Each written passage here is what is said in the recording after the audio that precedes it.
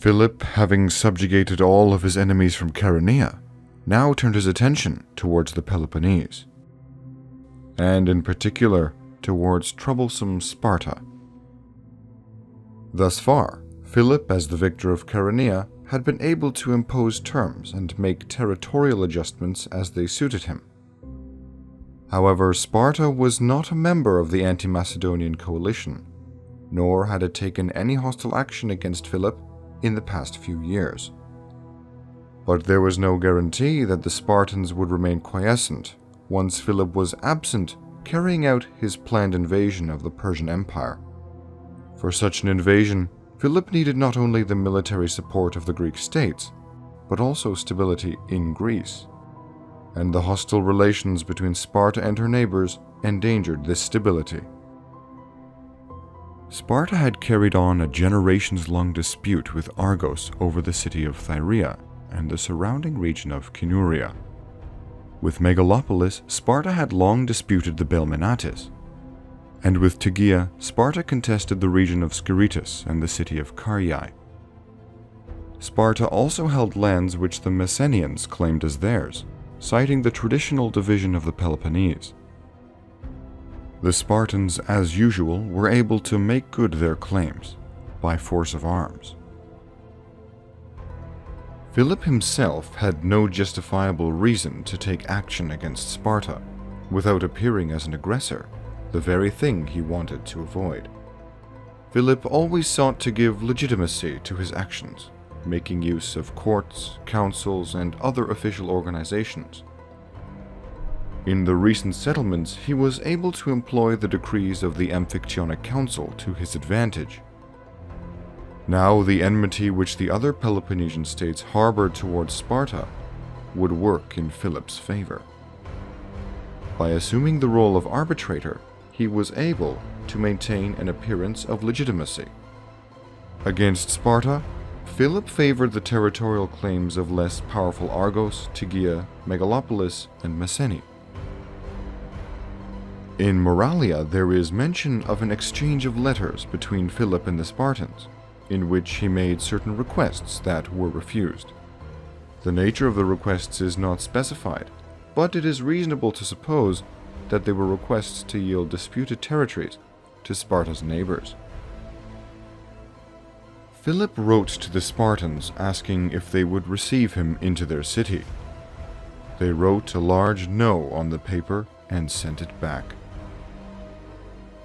When Philip wrote to the Spartans asking whether they wished that he should enter their country as a friend or as an enemy, they answered, "Neither." And again, Philip wrote to them saying, "If I invade Laconia, I shall turn you out." The Spartans replied with a single word, "If." When it was said that the Spartans would meet a dire fate if they would not make terms with Philip, Damindas, one of the Spartans, exclaimed, "What dire fate could we suffer if we have no fear of death?" Another Spartan, upon being asked what the Spartans would do if Philip conquered them, answered, "What else than die like men? For we alone of all the Greeks have learned to be free and not to be subject to others."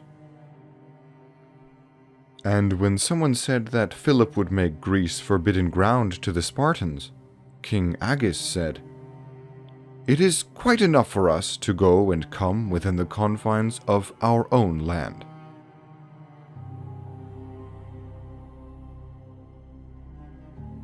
Thorician, passing through the Isthmus of Corinth on his return from Delphi, seeing the forces of Philip already in possession of the narrow passage, exclaimed, "The Peloponnese has poor gatekeepers in you, men of Corinth."